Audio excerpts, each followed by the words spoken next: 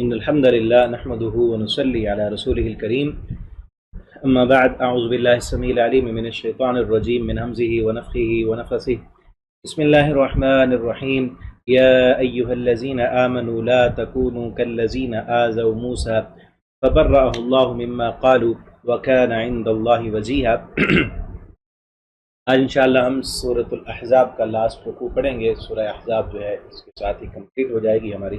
پہلے لفظی ترجمہ اس کا دیکھتے ہیں، پھر انشاءاللہ اس کی تفسیر پڑھیں گے۔ یا ایھا الذین آمنوا، اے وہ لوگو جو سب ایمان لائے ہو، لا تکونوا، تم سب مت ہو جانا کالذین، ان لوگوں کی طرح آذوا موسیٰ کہ جن سب نے ایذا پہنچائی موسیٰ علیہ السلام کو۔ فبرأہ اللہ مما قالوا، تو اللہ تعالی نے بری کر دیا اسے، مما قالوا، اس سے جو انہوں نے کہا، وکان عند اللہ وجیہا، اور اللہ تعالیٰ کے نزدیک وہ بہت بڑے مرتبے والے تھے، مقام والے تھے۔ یا ایھا الذین آمنوا، اے وہ لوگو جو ایمان لائے ہو، اتقوا اللہ، اللہ سے ڈرو، وقولوا قولا سدیدا، اور تم سب کہو بالکل سیدھی بات، سچی بات، یصلح لکم اعمالکم، وہ سچی بات تمہارے اعمال کو درست کر دے گی، وَيَغْفِرْ لَكُمْ ذُنُوبَكُمْ، اور وہ بخش دے گا تمہارے لیے تمہارے گناہ۔ وَمَن يُطِعِ اللَّهَ وَرَسُولَهُ، اور جو کوئی اطاعت کرے گا اللہ کی اور اس کے رسول کی، فَقَدْ فَازَ، تو یقیناً اس نے کامیابی حاصل کی، فَوْزًا عَظِيمًا، کامیابی بہت بڑی۔ إِنَّا عَرَضْنَا الْأَمَانَةَ، بے شک ہم نے پیش کی اپنی امانت، عَلَى السَّمَاوَاتِ، آسمانوں پر، وَالْأَرْضِ، اور زمین پر، وَالْجِبَالِ، اور پہاڑوں پر، فَأَبَيْنَا، تو انہوں نے انکار کر دیا، أَن يَحْمِلْنَهَا، کہ وہ اٹھائیں اسے، وَأَشْفَقْنَا، اور وہ ڈر گئے اس سے، وَحَمَلَهَا الْإِنسان، اور اٹھا لیا اس کو انسان نے، إِنَّهُ كَانَ ظَلُومًا جَهُولًا، بے شک وہ ہے بہت ظلم کرنے والا اور جہولا، بہت بڑا جاہل۔ لِيُعَذِّبَ اللَّهُ، تاکہ عذاب دے اللہ تعالی، المنافقین، سب منافقوں کو، والمنافقات، منافق مردوں کو اور منافق عورتوں کو، والمشرکین، اور سب مشرک مردوں کو، والمشرکات، اور مشرک عورتوں کو، وَيَتُوبَ اللَّهُ الْمُؤْمِنِينَ، اور اللہ رب العالمین توبہ قبول کریں، توجہ فرمائیں، علی المؤمنین، مومنوں پر، یعنی توبہ قبول فرمائیں مومنوں کی، والمؤمنات، اور مومن عورتوں کی، وَكَانَ اللَّهُ غَفُورًا رَحِيمًا، اور اللہ رب العالمین معاف کرنے والے اور رحم کرنے والے ہیں۔ یہاں تک یہ رکوع کمپلیٹ ہوا، مختصر رکوع اور انتہائی اہم ترین باتیں ہیں۔ اللہ تعالیٰ نے پہلے یہ بات کی کہ تم نے موسیٰ علیہ السلام کی قوم کی طرح نہیں ہونا، مومنوں کو یہ تنبیہ کی کہ جس طرح موسیٰ علیہ السلام کے ساتھ ان کی قوم نے جو ہے غلط رویہ اختیار کیا تھا، غلط روش انہوں نے اختیار کی تھی، تم نے ویسے نہیں کرنا۔ آذوا موسیٰ، کہ جنہوں نے موسیٰ علیہ السلام کو ایذا دی، لیکن اللہ تعالیٰ نے ان کی ایذا رسانیوں سے موسیٰ علیہ السلام کو بری قرار دے دیا۔ یہاں ایک واقعہ آتا ہے کہ موسیٰ علیہ السلام جو تھے بڑے ہی حیا والے پیغمبر تھے۔ سارے پیغمبر حیا والے ہوتے ہیں، حیا تو جو ہے وہ ایمان کا حصہ ہے، اور جس میں حیا نہیں اس میں ایمان نہیں ہے۔ حیا کرنا ایمان کا حصہ، الحیاء من الایمان، نبی کریم صلی اللہ علیہ وسلم نے فرمایا حیا ایمان کا حصہ ہے۔ تو یہ تفسیر ابن کثیر میں آتا ہے کہ موسیٰ علیہ السلام بہت با حیا تھے، با پردہ انسان تھے، حیا کی وجہ سے اپنے جسم کو چھپا کر رکھتے ہو، حیا کی وجہ سے چھپانا ہی ہے۔ لیکن اس دور میں ان کے جو لوگ تھے، باقی لوگ جاہل قسم کے، آج بھی ہوتے ہیں اس طرح کے جاہل لوگ، جس طرح اب بھی ہے افریقہ کے کچھ علاقوں میں، وہ لوگ جو ہے وہ کپڑے نہیں پہنتے، جسم کو اپنا جو ہے وہ چھپا کر نہیں رکھتے، یا جدید اپنے آپ کو لبرل کہنے والے یورپ میں جو ہے خصوصاً جو عورتیں ہیں بے حیا قسم کی، فحاشی اریانی پھیلانے والی، آدھے کپڑے یا کپڑے بھی جو ہے وہ بالکل ٹائٹ اور جسم کی نمائش کرنے والے، ٹھیک ہے۔ تو اس طرح کا ماحول تھا ان کا بھی، مرد بھی اپنا جسم دوسروں سے چھپایا نہیں کرتے تھے۔ تو موسیٰ علیہ السلام چونکہ پیغمبر تھے تو وہ اپنے جسم کو چھپاتے تھے، پردہ پوشی سے کام لیتے تھے۔ تو ان لوگوں نے موسیٰ علیہ السلام کو ایذا یہ دی، باوجود اس کے یہ کہیں کہ یہ حیا والے ہیں، بلکہ انہوں نے کہا کہ ان کے جسم میں نا بیماری ہے، ان کے جسم میں کوئی نہ کوئی بیماری ہے، برس ہے یا کوئی عیب ہے، یا ان کے جو ہے خصی ہے وہ کھلے ہوئے ہیں، یا کسی اور آفت میں یہ مبتلا ہیں، تو اس وجہ سے جو ہے نا یہ اپنا جسم چھپا کر رکھتے ہیں، کیونکہ ان کے جسم میں کوئی عیب ہے، اور یہ بات مشہور کر دی۔ ٹھیک ہے، آج بھی یہ لوگوں میں یہ بڑی بری عادت پائی جاتی ہے کہ جو بندہ حیا والا ہو نا اس پر جو ہے باتیں کسی جاتی ہیں، عیب لگائے جاتے ہیں. جس طرح آج ہمارا معاشرہ بن چکا ہے نا. ایک مجھے دوست نے بتایا کہ آج وہ یونیورسٹی میں پڑھتے ہیں کہ یونیورسٹی میں اگر کوئی بچہ ایسا جو ہے وہ بے رہ روی کا شکار ہو چکا ہے ماحول اور معاشرہ کہ یونیورسٹی میں اگر کوئی لڑکا اس کی کوئی گرل فرینڈ نہیں ہے نا تو اس کو دوسرے لڑکے تانا دیتے ہیں کہ یہ تو مرد ہی نہیں ہے، یہ تو ہجڑا ہے.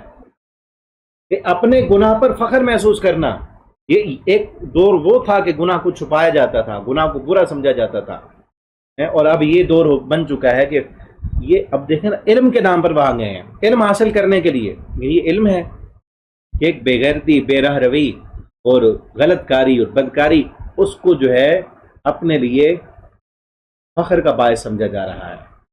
اللہ تعالیٰ ہدایت دیں ان لوگوں کو. تو یہ لوگ بھی ایسے تھے کہ خود بے حیا، بے پردہ، اور جو پردہ کرنے والا ہے، جسم کو چھپانے والا ہے، حیا والا ہے، اس پیغمبر پر الٹا باتیں. ٹھیک ہے. تو ایک دن ایسے ہوا اللہ تعالیٰ نے جو ہے نا ان کو بری کرنا تھا، کیونکہ وہ بعض نے بات پھیلائی، بعض کے ذہن میں آنے لگا، بعض کو جو ہے وہ جب پروپیگنڈا اتنا زیادہ ہو جائے تو پھر لوگ اس کو حقیقت سمجھنے لگ جاتے ہیں. ایک دن موسیٰ علیہ السلام نہا رہے تھے اور کپڑے اتار کر ایک پتھر پر رکھے ہوئے تھے اور پتھر وہ چل پڑا. موسیٰ علیہ السلام جب نہا کے آئے کپڑے اٹھانے لگے تو پتھر چل پڑا. پتھر چلتا گیا، موسیٰ علیہ السلام پیچھے ہیں اور اس کو پکار رہے ہیں، پتھر کو بلا رہے ہیں کہ پتھر میرے کپڑے. وہ چلتے چلتے پتھر انہی لوگوں کی مجلس میں جو باتیں کیا کرتے تھے نا مجلس میں جا کے وہاں پہ جا کے رک گیا.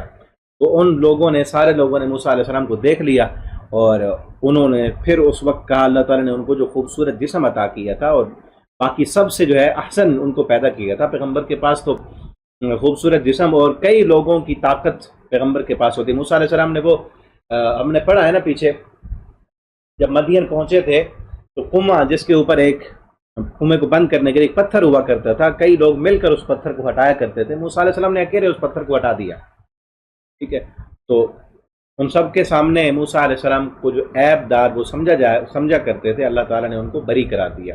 اور پھر اس وقت موسیٰ علیہ السلام غصے میں تھے، وہ آسا لاٹھی بھی وہ جا کے پتھر پر جا کر ماری.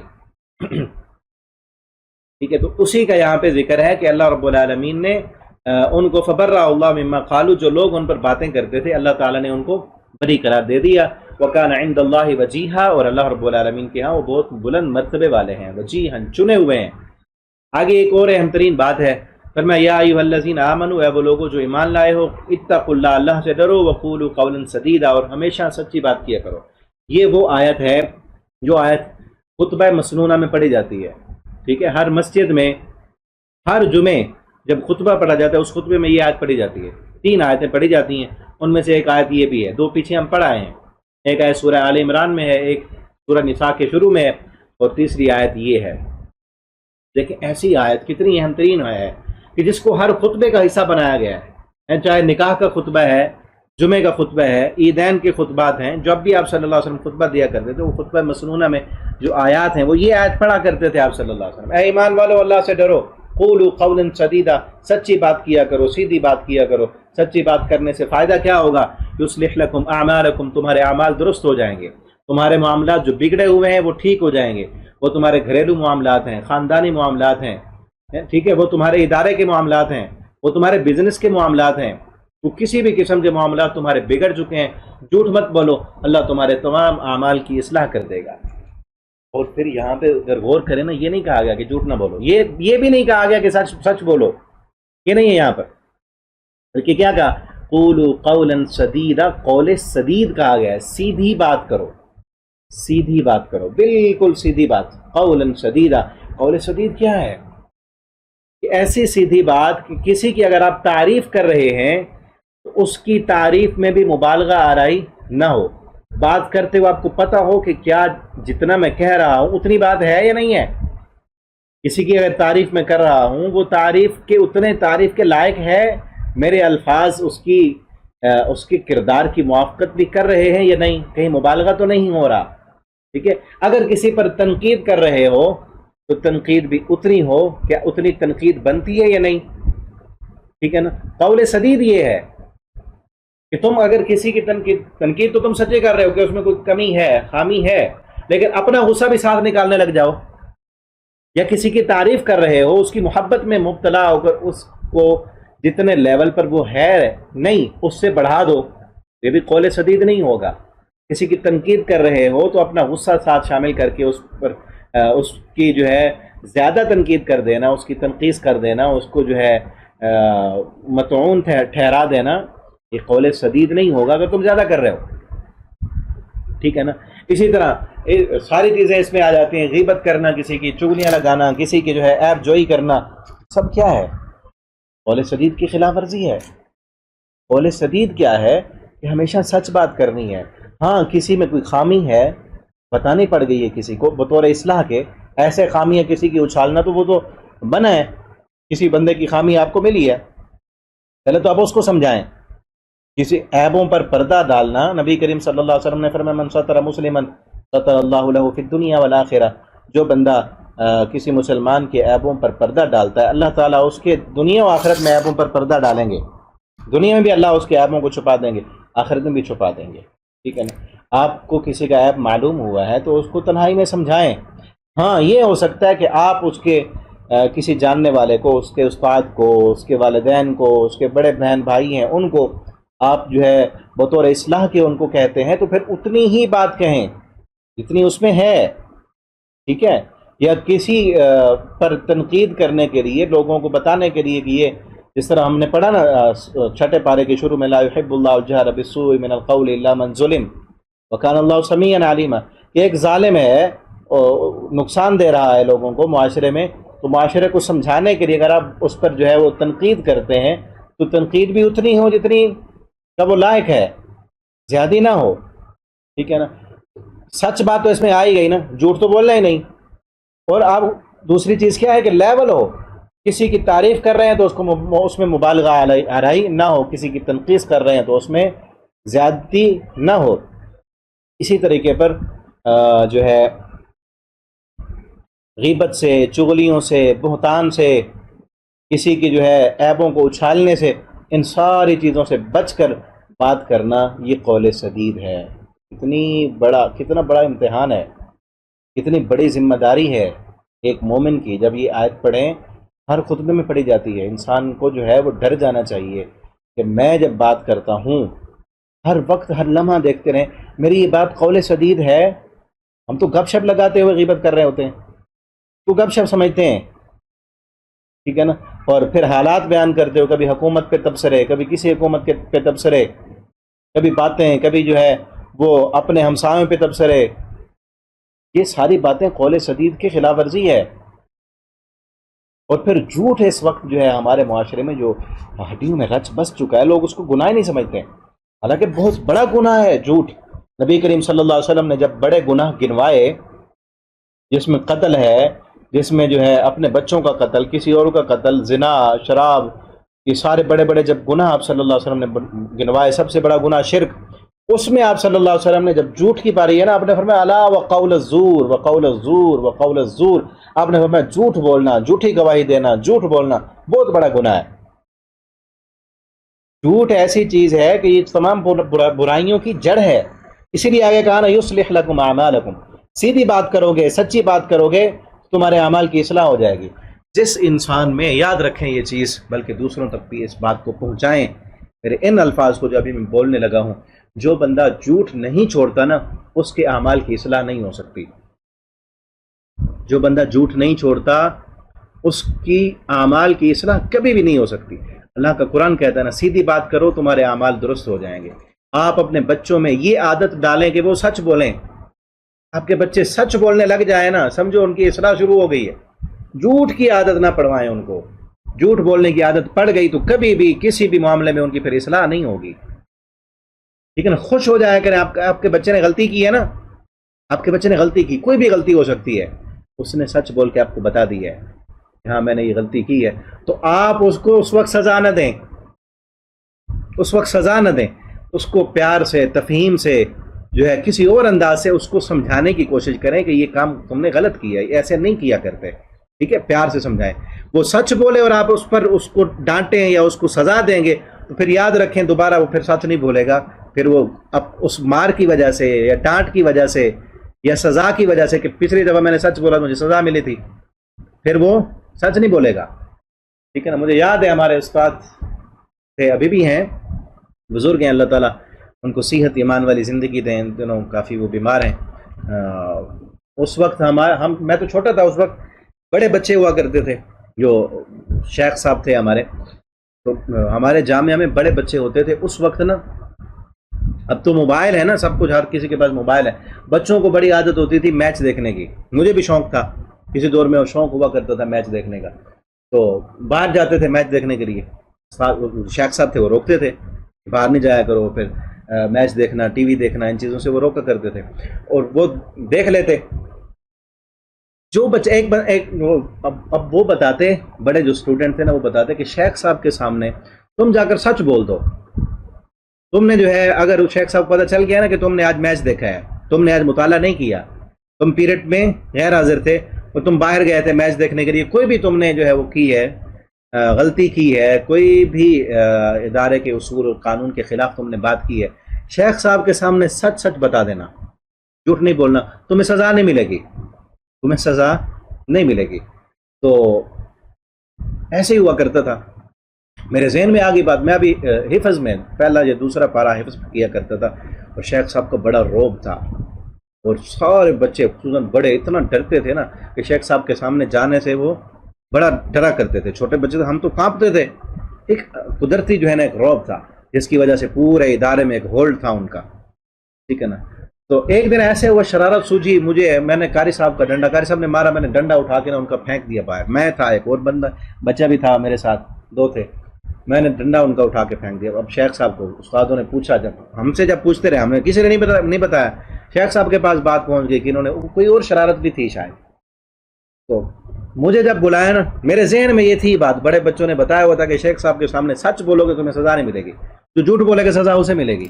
مجھے بلوایا تو میں نے سیدھی سیدھی بات بتا دی. ایسے ایسے استاد جی نے مجھے مارا، ہمیں شاید کس وجہ سے مارا مجھے اب یاد نہیں. تو جب چھٹی کا ٹائم تھا ہم نے ڈنڈا اٹھا کے باہر پھینک دیا.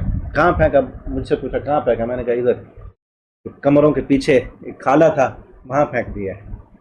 تو شیخ صاحب نے مجھے کہا، کچھ بھی نہیں کہا، کہا بیٹا ایسے نہیں کرتے، چلو جاؤ بس. تو یہ انسان جو ہے، اصل بات میرے ذہن میں کس لیے آئی کہ کوئی بھی آپ کا شاگرد ہے، آپ کا بچہ ہے، سچ وہ بول رہا ہے نا، سچ بول رہا ہے تو سزا نہ دو اسے، چاہے اس نے جتنی بھی بڑی غلطی کی ہے، سچ تو بول رہا ہے نا. سب سے بڑا گناہ جو ان سارے جرموں سے بچانے والا ہے نا، بچانے والی چیز ہے وہ سچ ہے. جو ان سارے جرموں کا بندے کو بڑا مجرم بنانے والی چیز ہے وہ جھوٹ ہے. جھوٹ آ گیا نا تو پھر ساری چیزیں جو ہے وہ کسی بھی چیز کی اصلاح نہیں ہو سکتی. ٹھیک ہے نا. ایک حدیث میں بھی آتا ہے، نبی کریم صلی اللہ علیہ وسلم کے پاس ایک صحابی آیا، اس نے جو ہے نا کہا کہ اللہ کے پیغمبر میرے اندر نا بڑے جرم ہیں. غالباً اس نے کہا کہ میں چوری کی بھی عادت ہے، زنا کرنے کی بھی عادت ہے. جس طرح بگڑا ہوا معاشرہ تھا، سارے جرم اس نے گنوائے، فلاں فلاں عادتیں میرے اندر ہیں. تو جھوٹ بھی میں بولتا ہوں، میں کیا کروں؟ مجھے آپ بتائیں کون سا گناہ میں چھوڑوں، میں کون سا گناہ چھوڑ دوں؟ آپ مجھے بتائیں. میں ایک گناہ، سارے گناہ مجھ سے نہیں چھوٹیں گے، ایک گناہ میں چھوڑ دیتا ہوں. آپ صلی اللہ علیہ وسلم نے فرمایا جھوٹ نہ بولا کر، جھوٹ چھوڑ دے، جھوٹ چھوڑ دے، جھوٹ نہیں بولنا، کبھی بھی نہیں بولنا. اب اس نے جھوٹ بولنا چھوڑ دیا، جھوٹ بولنا چھوڑ دیا. چوری کرتا تھا، رات کو جب جا رہا تھا چوری کرنے کے لیے، ذہن میں خیال ہے یار کہاں جا رہا ہوں میں؟ چوری کرنے. راستے میں اگر کسی نے پوچھ دیا تو کیا کہوں گا؟ چوری کرنے جا رہا ہوں فلاں کے گھر. جھوٹ تو نہیں بولنا نا، جھوٹ کا تو وعدہ کیا ہے رسول اللہ صلی اللہ علیہ وسلم سے کہ جھوٹ نہیں بولنا. اب یہ ذہن میں آیا کہ راستے میں کسی نے پوچھ لیا تو اس کو تو میں نے پھر سچ بتانا ہے، جھوٹ تو بولنا نہیں. واپس آ گیا، چوری کا ارادہ چھوڑ دیا، زنا کا ارادہ ہوا. ذہن میں خیال آیا کہ جا رہا ہوں، کسی نے پوچھا کہاں جا رہا ہوں، کہاں جا رہے ہو، کدھر جا رہے ہو، تو کیا بتاؤں گا؟ فلاں کے گھر، یہ کام کرنے کے لیے. واپس آ گیا. ٹھیک ہے نا. تو جھوٹ جو ہے تمام برائیوں کی جڑ ہے. انسان اگر جھوٹ چھوڑ دے تو سارے گناہ چھوٹ سکتے ہیں. ٹھیک ہے نا. قولوا قولا سدیدا، انسان سچی بات کرنے والا بن جائے. غیبت نہ، اب دیکھیں نا، جھوٹ جب نہیں بولنا، کسی پر الزام کیسے لگائے گا وہ کہ کل کو اگر پوچھا گیا تو مجھے تو سچ بولنا ہے. پھر کسی کی غیبت کیسے کرے گا؟ کسی کی چوری کیسے کرے گا؟ خیانت کیسے کرے گا؟ اللہ تعالی ہم سب کو جو ہے وہ سچ بولنے والا بنا دیں. اور ایک حدیث میں یہ بھی آتا ہے، نبی کریم صلی اللہ علیہ وسلم نے فرمایا مومن جو ہے، مومن آپ صلی اللہ علیہ وسلم سے بلکہ پوچھا گیا کہ مومن بخیل ہو سکتا ہے، مومن ہو کنجوس ہو، پیسہ ہے لیکن خرچ نہیں کرتا ہے، کیا مومن میں یہ خامی ہو سکتی ہے؟ آپ نے فرمایا ہاں مومن خامی ہو سکتی ہے، مومن بخیل ہو سکتا ہے۔ مومن آپ صلی اللہ علیہ وسلم سے پوچھا گیا کیا ایمان والا بندہ وہ بزدل ہو سکتا ہے کہ بہادری نہیں ہے، اس میں ڈر جاتا ہے، ٹھیک ہے، تو کیا یہ ہو سکتا ہے، یہ خامی مومن میں ہو سکتی ہے؟ فرمایا ہاں مومن میں یہ خامی آ سکتی ہے۔ اسی طرح اور خامی پوچھی گئی، آپ نے فرمایا ہاں ہو سکتی ہے، مومن کمزور ہے، ایمان کی کمزوری کی وجہ سے خامی آ سکتی ہیں۔ پھر آپ سے پوچھا گیا کہ اب مومن جھوٹا ہو سکتا ہے؟ آپ نے فرمایا نہیں، ایمان اور جھوٹ اکٹھے نہیں ہو سکتے، مومن کبھی جھوٹا نہیں ہوتا، مومن سچ ہی بولتا ہے، جب بھی بولے گا وہ سچ ہی بولے گا۔ سچ بولیں گے تو ہمارے معاملات کی اصلاح ہو جائے گی، ہمارے معاملات بگڑیں گے نہیں، ٹھیک ہے نا؟ تو ہمیں چاہیے کہ ہم ہر وقت سچ بولیں، ہمیشہ سچ بولیں، اور اپنے بچوں کو بھی سچا بنائیں، ٹھیک ہے؟ ہمیں سب سے زیادہ فکر اس وقت ہونی چاہیے کہ جب بچے ہمارے جھوٹ بولنا سیکھ جائیں۔ بچے ایسے نہیں جھوٹ بولتے، بڑوں کو دیکھ کر جھوٹ بولنا سیکھتے ہیں، ٹھیک ہے نا؟ بڑے سکھاتے ہیں ان کو، کہ تم ایسے کر دینا، ایسے کہہ دینا۔ بعض دفعہ تو والدین خود سکھا رہے ہوتے ہیں، جب دیکھیں نا والدین ان کو خود جھوٹ پہ آمادہ کریں، خود گھر میں بیٹھے ہوئے باہر کوئی آیا ہے بلانے کے لیے تو اپنے بیٹے سے کہتا ہے جا کے ان کو کہو ابو نہیں ہے گھر میں، ابو نہیں ہے گھر میں، اب اس کو تو پتہ چل جائے گا ابو بیٹھے ہیں گھر، مجھے جھوٹ بلوا رہے ہیں، مجھے جھوٹ بلوا رہے ہیں، وہ پھر خود نہیں بولے گا کیا؟ ٹھیک ہے نا؟ سچ بولیں، خود بھی سچے بنیں، اپنی اولاد کو بھی سچا بنائیں، اور اپنے رشتہ داروں کو بھی سچ بولنے کی ترغیب دیں۔ اسی سے ہی ہمارے اعمال درست ہوں گے اور اعمال بہتر ہوں گے، ورنہ کوئی بھی اور صورت نہیں ہے کہ جس سے اعمال ہمارے درست ہو سکے۔ رب کا قرآن کہتا ہے یصلح لکم اعمالکم، تمہارے اعمال درست ہو جائیں گے۔ چاہے وقتی طور پر سچ بولنے سے، یہ بھی ہو سکتا ہے نا بس اوقات وقتی طور پر سچ بولنے سے آپ کو نقصان اٹھانا پڑے، نقصان اٹھا لیں لیکن سچ بولیں۔ وقتی طور پر آپ کی انسلٹ ہو سچ بولنے سے، آپ کو اس وقت شیطان تو بھارتا ہے کہ بس تھوڑا سا جھوٹ بول لو بچ جاؤ گے۔ پیچھے سورہ توبہ میں ہم نہیں پڑھا ہے، شاید یاد ہوگا آپ کو، وہ جو نبی کریم صلی اللہ علیہ وسلم جب غزوہ تبوک سے واپس آئے، کئی صحابہ نے بہانے کیے، جھوٹ بولا، منافقین تھے، وقتی طور پر تو ان کی جانیں چھوٹ گئیں، ٹھیک ہے نا؟ وہاں پر اللہ تعالیٰ نے یہی فرمایا نا، یا ایھا الذین آمنوا، اے ایمان والو، اتقوا اللہ، اللہ سے ڈرو، اور تم نے سچوں کا ساتھ دینا ہے، سچے بننا ہے، اور سچوں کا ساتھ دینا ہے، سچائی کا ساتھ دینا ہے، کہ ایمان والے سچے بن جاؤ، سچے لوگوں کا ساتھ دو۔ کہ 3 صحابہ تھے جنہوں نے آ کر سچ بولا تھا، لیکن اس وقت فوری طور پر تو ان کو سزا ملی نا، بائیکاٹ ان سے ہو گیا، کئی دنوں تک صحابہ کرام ان سے بولتے نہیں تھے، حتیٰ کہ ان کے لیے زمین تنگ ہو گئی، کوئی ان سے بات نہیں کرتا تھا، ان کی بیویاں تک ان سے جو ہے نبی صلی اللہ علیہ وسلم نے فرمایا کہ تم نے بھی ان کے ساتھ بات نہیں کرنی۔ لیکن سچائی کی برکت کیا ہوگی، کچھ دنوں کے بعد جب قرآن نازل ہوا تو ان سچوں کو سچا قرار دیا گیا، اور ان کو ہمیشہ کے لیے ان کے گناہ معاف کر دیے گئے۔ لیکن جو وقتی طور پر جھوٹ بول کر انہوں نے عزت پالی تھی اور اس سزا سے بچ گئے تھے، ان کو ہمیشہ کے لیے ذلیل و خوار کر کے ان کو بتا دیا گیا کہ یہ منافق ہیں اور جھوٹے ہیں، جھوٹ بولا انہوں نے، ٹھیک ہے نا؟ چاہے وقتی طور پر جھوٹ بولنے سے ہمارا نقصان ہوتا ہو، جھوٹ بولنے سے ہماری جو ہے وہ پرافٹ ہمیں کم مل رہا ہو، سچ بولنے سے پرافٹ کم ملتا ہو، اور جھوٹ بولنے سے جو ہے پرافٹ زیادہ مل رہا ہو، جھوٹ بولنے سے عزت مل رہی ہو، لیکن ہم نے جھوٹ نہیں بولنا، سچ ہی بولنا ہے، وقتی طور پر ہے وہ، لیکن ہمیشہ کی عزت، ہمیشہ کی کامیابی، دنیا و آخرت کی کامیابی، دنیا اور آخرت کے اعمال کی اصلاح اسی میں ہے کہ ہم سچ بولیں، خصوصاً جو ہے وہ کاروباری معاملات میں تو جھوٹ بولتا ہے نا، حقیقت ایسے فطرتی طور پر لوگوں کے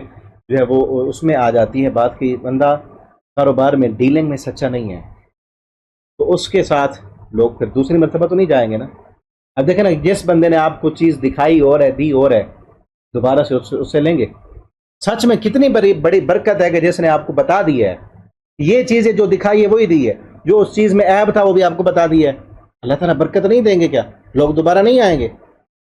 نبی صلی اللہ علیہ وسلم نے فرمایا جب 2 سودا کرنے والے آپس میں سودا کرتے ہیں، سچ بولتے ہیں، اور چیز میں جو عیب ہوتا ہے اس کو نکال کر سامنے رکھ دیتے ہیں، دینے والا جو بیچنے والا ہے وہ بائر جو ہے اس کو بتا دیتا ہے کہ اس چیز میں یہ خامی ہے اور خرابی، یہ نقص ہے، سامنے آ جاتا ہے، اللہ تعالیٰ اس ڈیل میں جو ہے برکت ڈال دیتے ہیں، اور جو لوگ جو آپس میں دو بندے ڈیل کرنے والے ہیں لیکن وہ آپس میں عیب کو چھپاتے ہیں، دوسرے کو نقصان پہنچانے کی کوشش کرتے ہیں، برکت چھن جاتی ہے ان سے، برکت ختم ہو جاتی ہے، تو پھر ایسے لوگوں کے کاروبار آگے نہیں چل سکتے، بیٹھ جاتے ہیں، چاہے وقتی طور پر وہ اپنے آپ کو بڑا جو ہے وہ سمجھ رہے ہوں۔ کئی جو ہے کاروباری لوگ ایسے ہوتے ہیں، جھوٹ بول کر 2 نمبر چیز 1 نمبر بنا کر لفاظی میں جو ہے پھنسا کر لوگوں کو سمجھتے ہیں ہم نے اس کو بڑا بے وقوف بنا لیا۔ بھائی اس کو بے وقوف نہیں بنایا، تم بے وقوف بن گئے ہو، وہ دوبارہ تو نہیں آئے گا نا، نہ وہ دوبارہ آئے گا، نہ کسی اور کو کہے گا۔ اور اس وقت جو تم نے جھوٹ بولا ہے، اپنے ایمان کی جو ہے نا اپنے ایمان کو ضائع کر دیا، دنیا کا بھی نقصان کیا، آخرت کا بھی نقصان کیا۔ وقتی طور پر تو تم نے جو چند پیسے بٹور لیے اس سے، لیکن ہمیشہ ہمیشہ کے لیے اپنے جو ہے وہ ڈیلنگ کو بھی خراب کر دیا تم نے، اور مستقبل میں تمہارا کاروبار آگے نہیں بڑھ سکے گا، ختم ہو جائے گا، ٹھیک ہے نا۔ تو ہمیشہ کیا کریں؟ سچ بولیں، چاہے وقتی طور پر نقصان ہوتا ہو، لیکن وہ وقتی نقصان برداشت کر لیں۔ اس سچ بولنے سے آپ کے کاروبار میں جو برکت آئے گی، جو آگے بڑھے گا کاروبار، لوگ آپ سے جو ہے انٹریکٹ ہوں گے، اور ان کو پتہ ہوگا کہ یہ جو ڈیل کرتے ہیں، جو بتاتے ہیں وہی کرتے ہیں، کوئی 2 نمبری نہیں کرتے، کوئی فراڈ نہیں کرتے، کوئی دھوکہ نہیں دیتے، ٹھیک ہے نا۔ اسی طرح معاملات میں بھی، اپنے خاندان میں، رشتہ داریوں میں، جب آپ سچے بن جائیں گے نا، تو آپ کو لوگوں کو پتہ ہوگا کہ یہ بندہ سچا ہے، یہ بندہ کبھی جھوٹ نہیں بولتا، ہم نے کبھی نہیں دیکھا۔ نبی کریم صلی اللہ علیہ وسلم کی سب سے بڑی خوبی یہی تھی نا کہ آپ صلی اللہ علیہ وسلم کو انہوں نے کیا کہا جب آپ نے کوہ صفا پہ کھڑے ہو کر کہا تھا میں نے حل وجدت فیکم عمرا من قبلی، میں نے تمہارے اندر اپنی عمر کا ایک لمبا حصہ گزارا ہے، بتاؤ مجھے کیسا پایا ہے، بتاؤ مجھے کیسا پایا۔ آپ رحیم بھی تھے، آپ شفیق بھی تھے، آپ مہربان بھی تھے۔ نبی کریم صلی اللہ علیہ وسلم میں کتنی صفات تھیں۔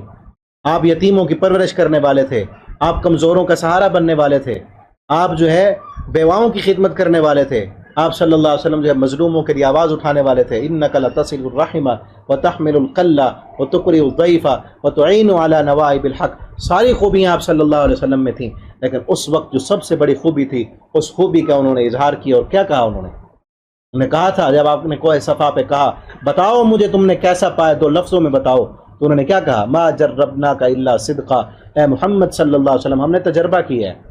یہ نہیں کہا کہ تم سچے ہو، یہ نہیں تم سچے ہو، نہیں کہا ما جربناک الا صدقا، محمد صلی اللہ علیہ وسلم ہم نے بار بار تجربہ کیا، ہم نے آزمایا ہے، ہم نے آپ کو آزمایا ان موقعوں پر بھی کہ جب آپ کو نقصان ہوتا تھا تب بھی آزمایا، جب آپ کو جھوٹ بولنے سے فائدہ ملتا تھا تب بھی ہم نے آزمایا، ہم نے آپ کو غصے میں بھی آزمایا، ہم نے آپ کو خوشیوں میں بھی آزمایا، ہم نے آپ کی تنگیوں کے دنوں میں بھی آپ کو آزمایا، آسائشوں کے دنوں میں بھی ہم نے آزمایا، ہم نے ہر موقع پہ آپ کو آزمایا، لیکن ہر آزمائش میں الا صدقہ ہم نے آپ کو پایا ہے تو صدق و امانت کا پیکر پایا ہے۔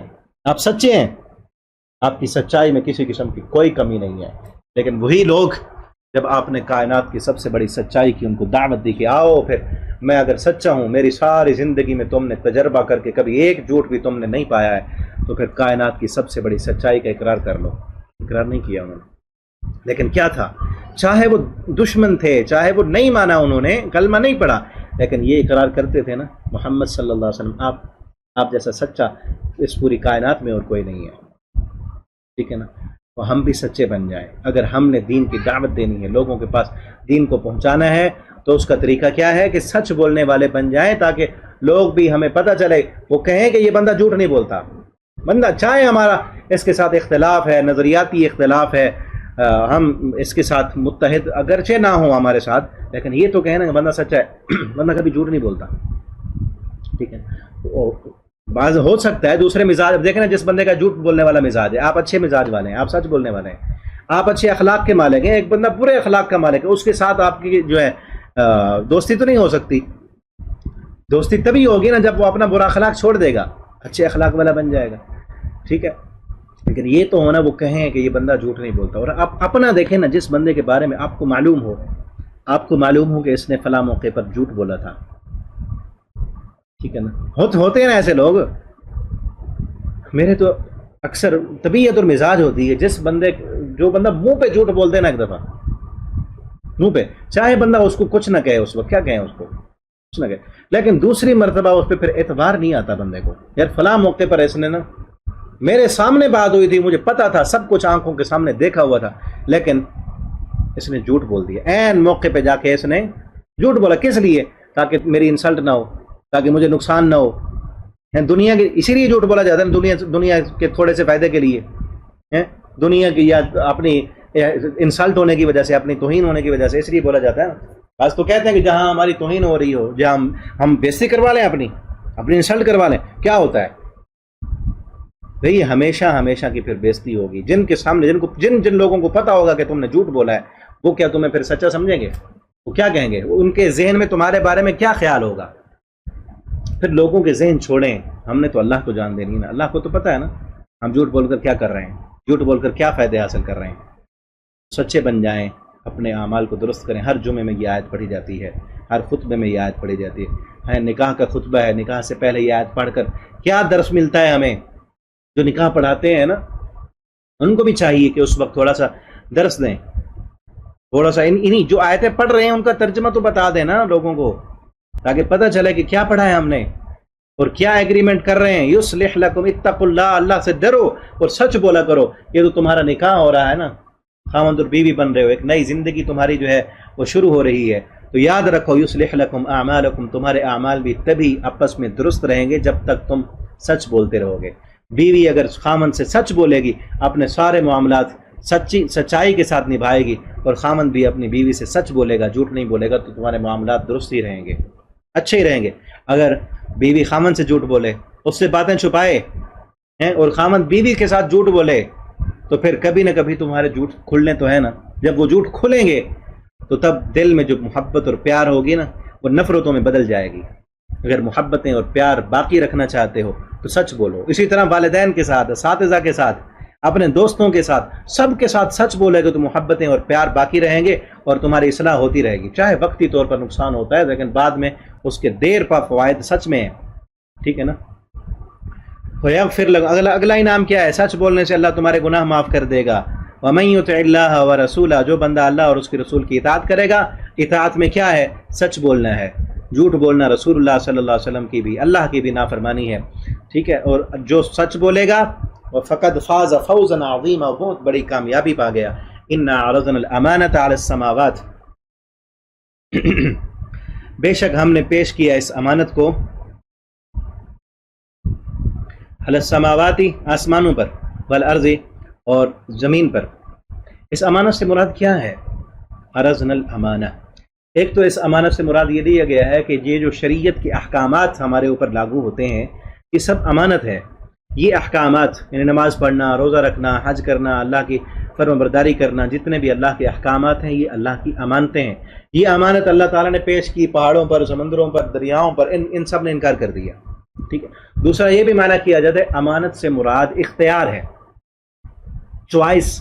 اللہ تعالیٰ نے جو چوائس دی ہے، پہلے اللہ تعالیٰ نے ان سے پہاڑوں سے پوچھا کیا تم جو ہے مجبور رہنا چاہتے ہو یا مرضی والی زندگی گزارنا چاہتے ہو. دیکھیں نا، ہمیں اللہ تعالیٰ کی اطاعت میں ہمیں مجبور نہیں کیا گیا، چوائس دی گئی ہے نا. ہم چاہیں تو نماز پڑھیں، چاہیں تو نہ پڑھیں، چاہیں تو قرآن پڑھیں، چاہیں تو نہ پڑھیں، مجبور نہیں کیا گیا. سورج، چاند، ستارے، پہاڑ، سمندر، دریا، جتنے بھی اللہ کی مخلوق ہے، ان سب کو چوائس نہیں دی گئی، ان کو اختیار نہیں دیا گیا. یہ چوائس والی جو زندگی ہے نا، اس کو امانت کہا گیا ہے. ٹھیک ہے؟ یہ اللہ تعالیٰ نے ان سے کہا آزاد رہنا چاہتے ہو یا نہیں؟ انہوں نے کہا اللہ نہیں، ہم اگر آزاد رہیں گے تو ہمارے لیے بڑا مشکل ہو جائے گا. انہوں نے آزادی کو پسند نہیں کیا، بلکہ اللہ کی مجبوری میں اللہ کی فرما برداری کو انہوں نے پسند کیا. اسی میں ہی وہ سورج آ رہا ہے، جب سے اللہ نے اس کو پیدا کیا فرما بردار ہے. ٹھیک ہے نا؟ تو انسان کو یہ جو چوائس دی گئی نا، اسی چوائس کی ہی وجہ سے اللہ نے انسان کو اشرف المخلوقات بنایا ہے، زمین کا خلیفہ بنایا ہے. اسی چوائس کی وجہ سے جو اللہ نے ہمیں چوائس دی ہے، ہمارے پاس وہ اختیار ہے. اسی اختیار کی وجہ سے اللہ تعالیٰ نے زمین کا خلیفہ بنایا، اور اللہ تعالیٰ نے انسان کو مجبور نہیں بنایا. اور پھر یہی اختیار امانت ہے. ٹھیک ہے؟ ایک عہدہ ہے نا، ایک اتھارٹی ہے. جب کسی کو کوئی اتھارٹی ملتی ہے نا، تو اس اتھارٹی کے کچھ تقاضے بھی ہوتے ہیں. اور وہی تقاضے کیا ہیں؟ وہ تقاضے بڑے مشکل ہیں. ہمارے ہاں تو کئی لوگ ہوتے ہیں نا، عہدے لینے کو بڑا پسند کرتے ہیں. عہدوں والی زندگی، کسی کے ماتحت رہنا وہ پسند ہی نہیں کرتے.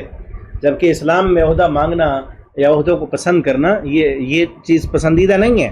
نبی کریم صلی اللہ علیہ وسلم نے حضرت ابو ہریرہ سے فرمایا تھا، ابو ہریرہ تو عہدے نہ لینا.